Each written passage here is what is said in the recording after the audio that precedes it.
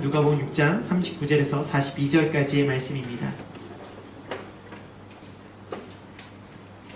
누가복음 6장 39절에서 42절까지의 말씀을 저와 여러분들이 함께 교독하기 원합니다.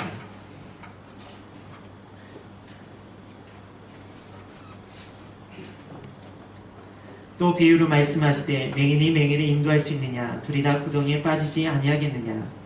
제자가 그 선생보다 높지 못하나 무릇 온전하게 된 자는 그 선생과 같으니라. 어째 형제의 눈 속에 있는 티는 보고 내 눈 속에 있는 들보는 깨닫지 못하느냐? 너는 내 눈 속에 있는 들보를 보지 못하면서 어찌하여 형제에게 말하기를 형제여 나로 내 눈에 있는 티를 빼게 하라 할 수 있느냐? 의식하는 자야 먼저 내 눈 속에 들보를 빼라. 그 후에야 내가 밝히 보고 형제의 눈 속에 있는 티를 빼리라. 아멘. 오늘 이 자리에 오신 여러분들 주님의 이름을 축복하며 우리 함께 선포하기 원합니다. 나는 하나님의 사람입니다. 나는 하나님의 복된 사람입니다. 우리 옆에 있는 분들의 선포하겠습니다. 당신은 승리자입니다. 지난주에 저희는 판단의 기준, 판단의 과정, 판단의 결과에 대해서 말씀을 드렸습니다. 우리의 판단의 기준이 무엇인가? 그것이 나인가? 하나님인가? 그것이 변화되어지는 내가 아니라 영원히 변하지 않는 하나님과 하나님의 말씀일 때 그것을 통해서 나오는 우리들의 모습은 정죄와 비판이 아니라 바로 용서와 사랑이라는 말씀을 드렸습니다. 그리고 그 모습을 통해서 우리들의 결론은 무엇인가? 그것은 내가 섬김을 받는 것이 아니라 내가 섬기고 내어주는 것이라는 말씀을 드렸습니다. 그래서 예수님께서 이 땅에 오셔서 우리의 죄 많은 인생들을 용서하시고 사랑해 주셨으며 섬기시고 또한 십자가에서 우리를 내어주었습니다. 오늘 이 시간 그 용서와 사랑으로 내가 이 자리에 와 있는 것을 믿는다면 우리들의 모습 가운데 판단의 기준이 내가 아니라 하나님이시며 하나님의 말씀으로 내가 살아가기에 내 모습 가운데 비판과 정죄가 아니라 용서와 사랑이 일어나며 그리고 내가 섬기며 내어줄 수 있는 저와 여러분들이 되어지기를 주님의 이름으로 축복합니다. 오늘의 본문에 나오는 맹인과 선생과 제자 그리고 티와 들보의 말씀, 그러나 이 말씀은 사실 마태복음의 병행 구절로 등장하는 말씀입니다. 맹인은요 마태복음 15장 14절에 등장하고요, 그리고 선생과 제자는 마태복음 10장 24절부터 25절까지 등장하고, 그리고 티와 들보는 마태복음 7장 3절에서 5절까지 등장하고 있습니다. 마태복음의 여러 가지 흩어졌던 말씀들을 누가복음은 티와 들보라는 주제를 통해서 하나로 정리되고 있는 모습이 있습니다. 티와 들보의 말씀, 우리가 너무나 잘 알고 있는 말씀입니다. 형제의 티는 보면서 왜 너의 들보는 보지 못하느냐? 왜 형제의 티는 빼려고 하면서 너의 들보는 빼지 못하느냐? 그 말씀. 사람들이 내 마음 같았으면 좋겠어요. 그런데 사람들이 내 마음 같지 않고 내 마음대로 되어지지 않을 때 참 속상할 때가 있습니다. 그리고 왜 이리 거슬리고 마음에 들지 않는 행동들이 보일 때마다 그 사람을 비판하고 정죄시키고 싶은 모습이 우리 가운데 있습니다. 처음에 그 사람이 좋았어요. 근데 그 모습 가운데 10가지 중에 한두 가지가 마음에 안 들기 시작하면 어느 순간 그 전에 좋게 보였던 그 나머지조차도 마음에 들지 않고 그리고 나서 비판하고 싫어하고 미워하고 있는 모습들이 우리 가운데 있습니다. 그러나 오늘의 본문의 말씀은 우리가 그 모습에서 벗어나야 될 것을 이야기하고 있어요. 우리가 끊임없이 듣고 있는 용서와 사랑, 비판과 정죄의 모습이 아니라 용서와 사랑의 모습이 될 수 있도록 오늘의 말씀을 듣고자 합니다. 우리 39절에서 40절의 말씀을 우리 다시 한번 읽어보도록 하겠습니다. 39절과 40절입니다. 시작!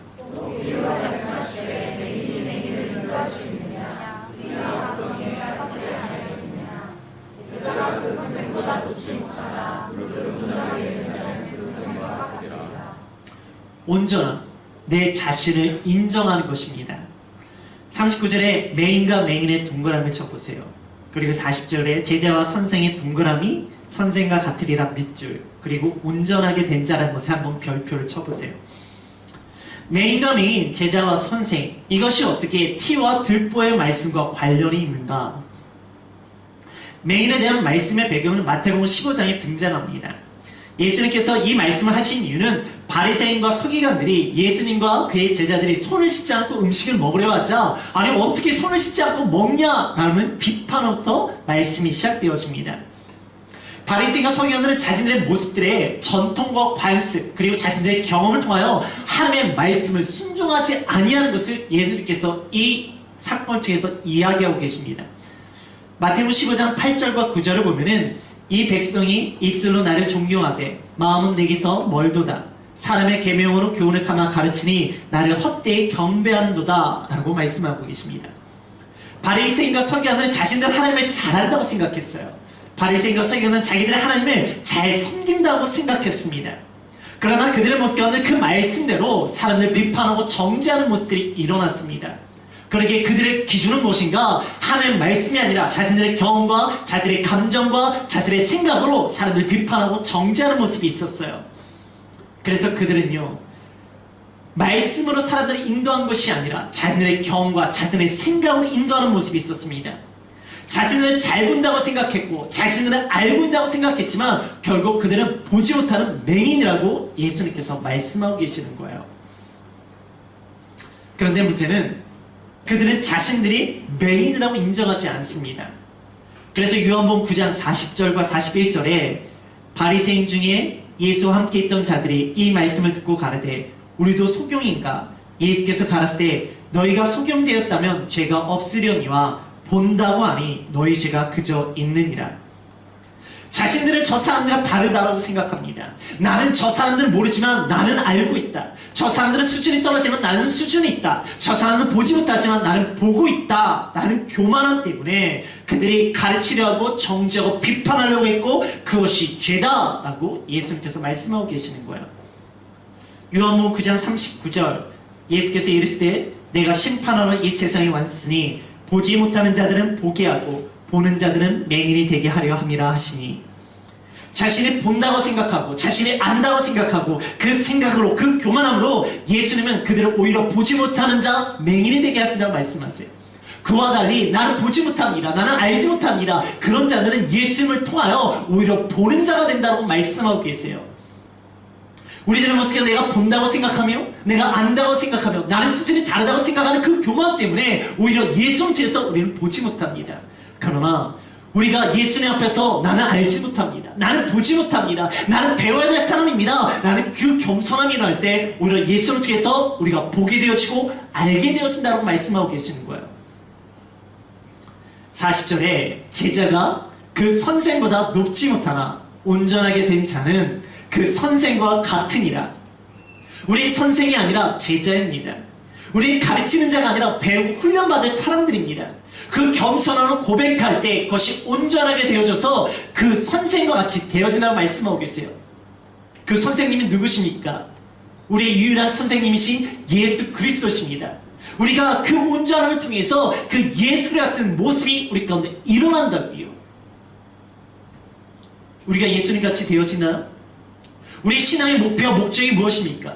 예수님께 다스리는 삶이며 예수님을 닮아가는 삶이며 예수님을 쫓아가는 삶입니다. 그래서 요한복음 14장 12절에 내가 진실로 진실로 너에게 이르노니 나를 믿는 자는 내가 하는 일도 하고 그도 할 것이요 또한 그보다 큰 일도 하리라고 말씀하고 계세요.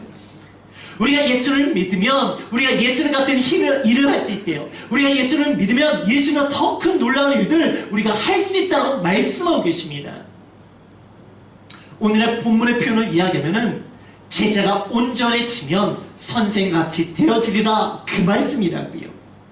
우리가 스승 대신 예수를 향해서 믿고 온전해지면 우리들의 모습 가운데 일어나는 사건이 무엇인가? 예수님같이 되어지고 예수님과 더 놀라운 일들을 우리가 감당하게 되어진다라고 말씀하고 계세요.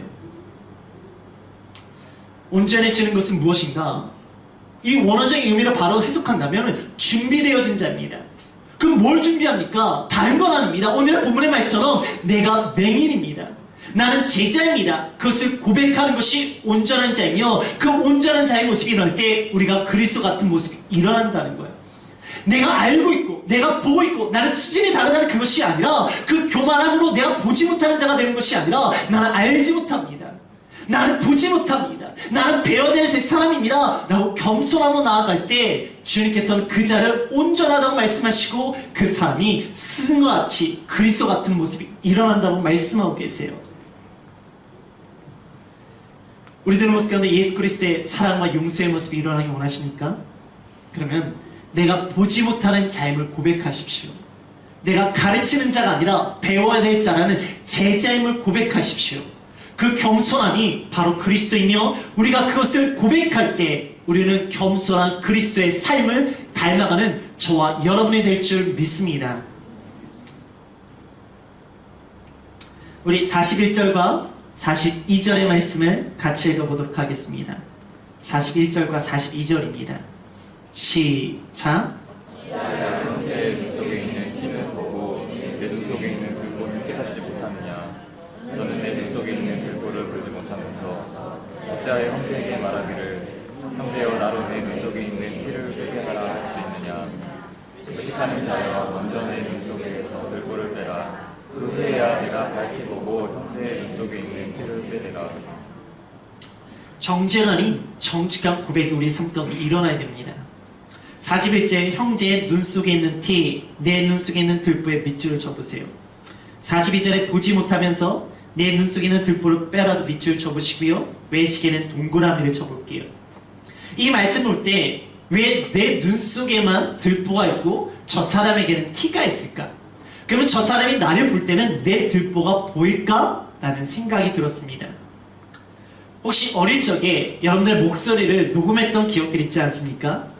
그리고 그 목소리를 녹음하고 나서 다시 그것을 재생했을 때 이게 내 목소리야? 되게 어색하고 되게 내 목소리 같지 않은 것처럼 느껴질 때가 있었을 것입니다. 노래방에서 내가 노래할 때 열심히 다해서 노래했는데 그 모습을 친구가 영상으로 찍어서 나에게 보내줬던 경험, 때로는 CD로 그 녹음을 해가지고 들어봤던 경험들도 있을 거예요. 나는 나름대로 노래를 잘한다고 생각했고 음정을 잡고 그리고 그 분위기를 잡고 열심히 불렀습니다. 근데 영상 속에서 나오는 그 사람은 내가 노래방 갔을 때 제일 싫어하는 스타일의 그 사람이 바로 내 모습이라는 걸 느낄 때 그때 내 마음가운데 들는 그 어색함과 오그렀던 경험들이 있지 않으시냐고요. 나이가 들면서 사람들이 사진 찍는 것을 참 싫어하더라고요. 저는 처음에 이해가 되지 않았습니다. 근데 저도 조금씩 나이가 들다 보니까 찍으면 이상하게 사진 속에 있는 나의 모습과 내가 생각하고 내가 알고 있던 나의 모습과 다른 거예요. 그러니까 사진 찍기가 싫어지더라고요. 우리의 귀와 우리의 눈은 나의 소리를 듣고 나의 모습을 보는 것에 익숙하지가 않습니다.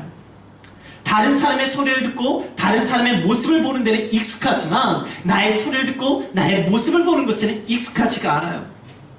내가 가끔 거울을 보고 가끔 내가 사진을 찍지만 그때는 우리가 신경을 쓴 모습을 보고 내가 어느 정도 정리된 모습을 보지만 내가 자연스럽게 평상시에 나의 모습과 나의 소리를 듣는 것은 어색합니다.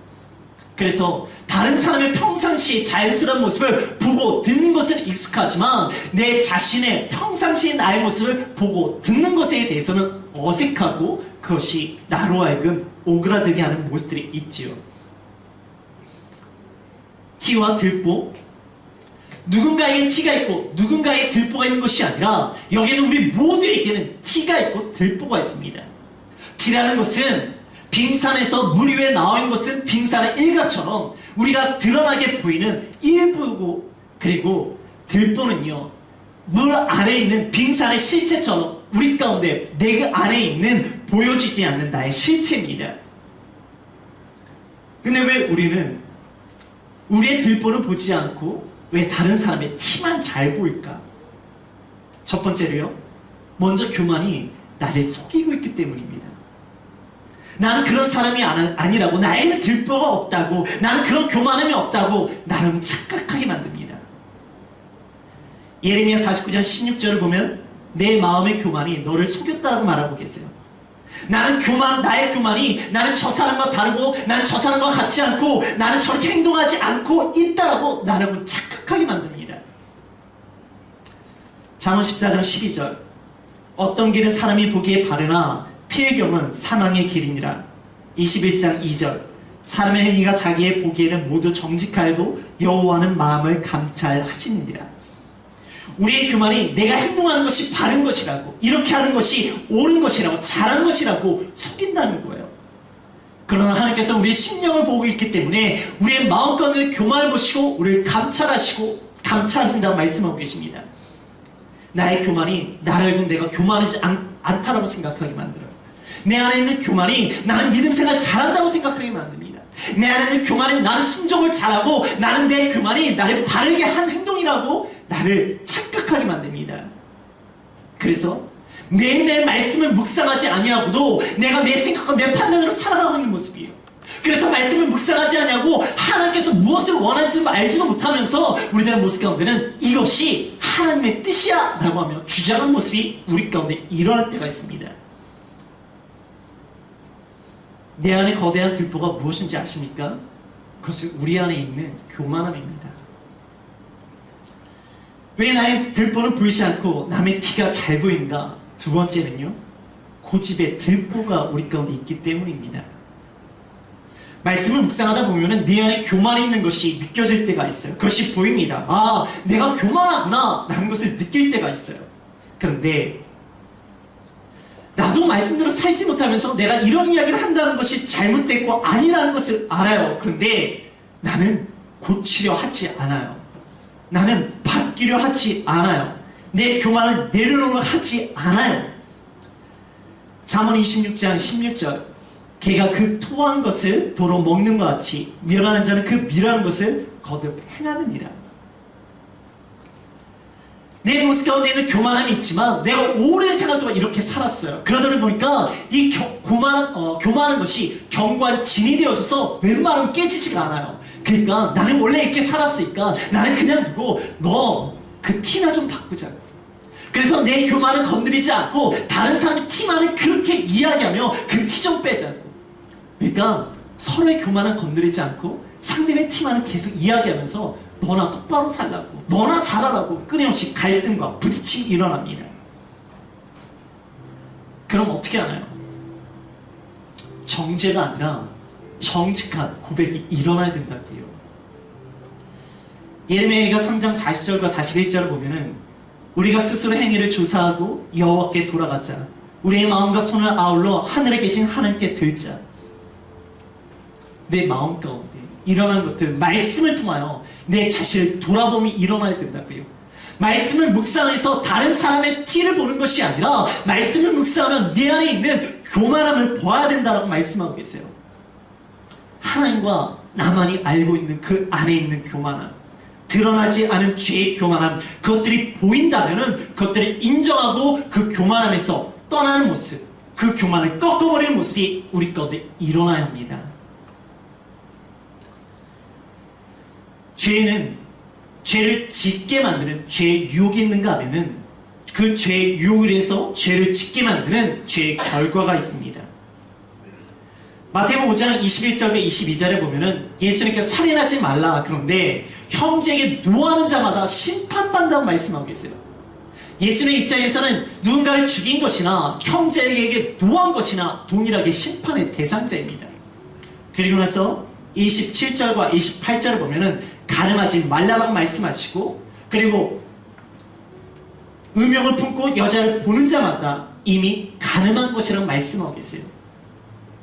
내가 생각해 우리는 살인하지 않았습니다. 내가 생각하기에 나는 가늠하지 않았습니다. 그러나 예수님의 입장에서는 우리가 형제에게 노했다면은, 우리들의 모습이 내 마음에 음욕을 품었다면은 그것은 살인과 가늠과 동일한 죄다라고 말씀하고 계시다고요. 사람들은요, 살인과 가늠과 같은 죄의 결과가 드러나는 것에서 두려워합니다. 그 죄의 결과가 드러나면 사람들이 비판하고 정죄하기 때문에 그제서야 그것이 죄라고 인정을 합니다. 사람들이 그 죄의 결과를 보고 판단하고 정죄하기 때문에. 그러나 죄의 결과가 드러나지 않으면 나는 그것을 오히려 즐겨하고 내가 그것을 기뻐하며 그것을 붙잡고자 하는 모습이 있죠. 그러면서 다른 사람의 죄의 결과가 일어나면 그때는 비판하고 정죄하며 판단하는 모습이 우리 가운데 있습니다. 우리는 드러나는 죄의 결과도 두려워해야 합니다. 그러나 드러나지 않는 죄의 유혹도 우리는 두려워해야 돼요. 우리의 생각과 우리의 마음 순간에 순간순간 들어오는 죄의 유혹에 대해서 두려워해야 됩니다. 이 자리에 드러난 살인자가 있습니까? 이 자리에 드러난 가늠한 자가 있습니까? 그러나 우리 마음속에서 얼마나 많은 사람을 미워하며 그 미운 마음으로 그 사람을 어떻게 괴롭힐까 생각했던 적이 없냐고요. 너무나 미워서 그 사람이 사라졌으면 좋겠고, 심지어 그 미운 마음 때문에 그 사람을 죽이고 싶었던 생각도 들었고, 그것을 더 나아가서 그 사람을 죽이고자 계획을 세웠던 모습도 우리 가운데 있지 않습니까? 우리가 드러난 가는 자는 없을지라도 우리 생각 가운데 음란한 생각들과 음욕을 즐겼던 모습들, 아무도 보지 않는 곳에서 은밀하게 즐겼던 것들, 사람들에게 드러나지 않았지만 우리 가운데 끊임없이 일어나고 있는 죄의 유혹들, 이것이 미움과 간음의 문제만, 음욕의 문제만 있을까요? 우리 삶 속에서 보여지지 않게 드러나지 않았지만 매 순간 내 삶 가운데 일어나는 수많은 유혹들, 여기서 자유로울 수 있는 사람이 몇 명이나 있겠습니까? 나는 그런 사람이 아니라, 나는 그런 사람과 다르다는 그 외식의 가면을 쓰고 다른 사람을 비판하고 정죄하는 모습들, 그 사람을 향해서 오늘 주님께서 말씀하신 것은 외식하는 자여 내 눈 속에 있는 들보를 먼저 빼라라고 말씀하고 계십니다. 하나님은 살인하고 간음한 다윗을 심판하신 것이 아니라 교만한 사울왕을 버리셨어요.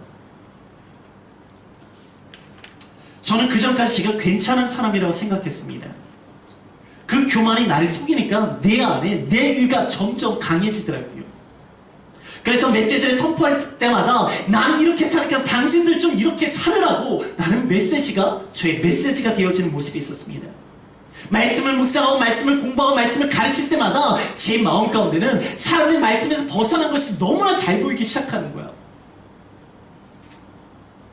그런데 말씀을 머리에 두는 것이 아니라 말씀을 가슴판에 새기면서 그 말씀대로 내가 살아가고 그 고난과 고통 가운데 세상 가운데 살아가려니까 그 아둥바둥되니까 내 안에 부끄러움이 일어나기 시작합니다. 왜? 그렇게 말씀대로 살아가고서는 나는 정작 그 말씀으로 살아가지 않고 있는 제 모습이 보이기 시작하는 거예요. 부끄럽고요. 너무 창피한 거예요. 그리고 나서 내가 뭐가 그렇게 잘났다고 사람들 앞에서 그렇게 살라고 지적하고 가르쳤던 내 모습이 너무 부끄럽고, 함부로 행동하고 함부로 말하고 함부로 지적했던 내가 너무 창피한 거예요. 그래서 섬겼던 그 성도님들과 함께했던 리더스들에게 함부로 했던 내 모습이 생각나니까 너무 죽을 것 같은 거예요.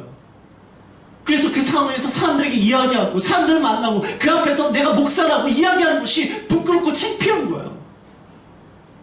내가 그들 앞에서 뭐가 그렇게 잘났다고 가르치려고 했는지. 그래서 제 마음건데 누군가에게 뭔가를 이야기할 때마다, 야 오동석 너나 좀 똑바로 살아라, 오동석 너나 좀 똑바로 해라, 너부터 좀 잘해라. 그 정죄감 때문에 말씀을 증거하는 것이 내 자신 너무 가증스럽게 느껴질 때가 있었습니다. 그러니까 사람들 만나는 것이 힘들고 사람들 대하는 것이 너무 힘든데, 그때 저에게 다가오셨던 것은, 내가 너를 사랑한 것은 의의 가면을 쓰고 살아갔던 너의 모습을 사랑한 것이 아니라 그 의의 가면을 버리고 너의 부끄러움과 너의 죄를 가지고 살아가는 너를 사랑했다고. 그때 다가오시는 나의 부끄러움과 나의 죄에서 죽고 싶은 내 마음 가운데 다가오시는 예수 그리스도의 용서와 예수 그리스도의 사랑이 저에게 다가오시더라고요. 그 용서와 사랑을 생각할 때 그 들보에 눌려있던 정죄감과 죄책감에서 이제는 그 예수 그리스도의 용서와 사랑의 은혜의 누림이 제 삶 가운데 일어나기 시작했습니다. 그래서 죄의 눌림에서 은혜의 누림이 일어나기 시작하니까 이제는 내 안에서 그 예수 그리스도를 찬양하게 되고 예수 그리스도를 경배하게 되고 그 예수를 전하고 싶은 마음이 제 마음 가운데 너무 넘쳐나는 거예요. 오늘 이 시간 다른 사람을 바라보는 시선이 아니라 내 자신을 바라보는 시선이 일어나기를 주님의 이름으로 축복합니다. 그것이 죄책감과 정죄감에 눌리는 것이 아니라 그곳에서 나를 용서하시고 사랑하시는 그 예수 그리스도의 은혜가 일어나기를 주님의 이름으로 축복합니다. 이럴 때 우리의 눈이 밝혀지는 거예요. 그 눈이 밝혀졌을 때 우리가 교만함으로 정죄와 비판으로 다른 사람의 눈에 있는 티를 빼려다가 공격하고 상처를 주고 아프게 하는 것이 아니라 그 용서와 사랑의 마음으로 밝혀졌기에 그 티를 위해서 기도하며 함께 갈 수 있는 모습이 일어난다고요. 오늘의 말씀 가운데 상대방의 티를 빼지 말라고 말씀하고 계시지는 않습니다. 오늘의 말씀 가운데는 상대방의 티를 빼라고 말씀하세요. 그런데 어떻게? 교만함이 아니라 내가 밝히 되어짐을 통해서 그리스도의 용서와 사랑의 마음을 가지고 그 사람을 위해 기도하며 그 사람과 함께 그 사람의 눈의 티가 사라질 수 있도록 함께하는 판단한 말씀입니다. 말씀을 정리하겠습니다. 우리의 존재를 인정해야 합니다. 나는 보는 자도 아니고 선생도 아닙니다. 오히려 내가 본다고 해서 죄가 있고 가르치는 자가 됐다가 오히려 더 큰 심판을 받는다고 말씀하고 계십니다. 내가 보고 알고 저 사람과 수준이 다르다는 교만에서 내려놓아야 합니다. 그 교만은 우리를 속이고 있습니다. 그 교만을 내려놓고 보지 못하고 알지 못하고 배워야 되고 훈련받아야 될 제자라는 것을 우리가 인정해야 합니다. 그럴 때 우리 선생님 예수님께서 말씀을 통해서 내 자신을 보게 하십니다. 우리 눈에 남의 티가 보이는 것이 아니라 내 안에 있는 들보가 보이게 되어집니다. 사람들에게 드러나지 않았지만 내가 즐기고 원하고 붙잡고 있는 내 생각과 내 마음을 사로잡고 있는 그 죄의 유혹과 그 교만함과 그 고집들, 거대한 들보들. 그러나 그것이 우리에게 눌려지는 것이 아니라 그것이 나를 힘들고 괴롭게 하지만 그곳에서 오히려 예수 그리스도의 용서와 사랑이 나에게 은혜로 다가오게 되어집니다. 지금 세상 가운데 고소와 고발이 너무나 넘쳐납니다. 서로의 잘못을 지적하는 소리들이 너무나 많이 일어납니다. 그러나 그런 상황 가운데 내가 죄인입니다. 나의 죄를 고백하는 소리가 얼마나 일어나고 있습니까? 다른 사람 비판하고 정죄하며 자신의 죄를 변명하는 이야기들은 너무나 많이 있지만 내가 죄인이며 나에게 이런 죄악들이 있습니다. 고백하는 소리들이 얼마나 있습니까? 그러게 끊임없는 갈등과 미움과 원수와 그리고 끝내는 파리에서 이번에 테러를 통해서 사람들을 죽이고 분노하고 파괴하는 사건들이 우리 가운데 일어나고 있지 않습니까? 지금은요, 남의 죄를 향해서 정죄하는 것이 아니라 나의 죄를 고백할 때입니다. 그리고 그 죄를 용서해 주신 예수 그리스도의 은혜를 고백할 때입니다. 남의 죄를 정죄하는 곳에서는 갈등과 비판과 죽음과 원수의 모습이 일어나지만 나의 죄를 고백하는 그곳에는 하나님의 은혜가 일어날 줄 믿습니다. 그러게 우리들의 모습 가운데 비판하고 정죄하고 미워하고 원수 짓는 모습이 아니라 예수 그리스도의 모습으로 사랑하고 용서하고 나의 죄를 고백하기에 그리스도의 은혜가 우리의 삶 가운데 넘쳐나기를 주님의 이름으로 축복합니다. 지금 이 시간 우리 함께 찬양하기 원합니다.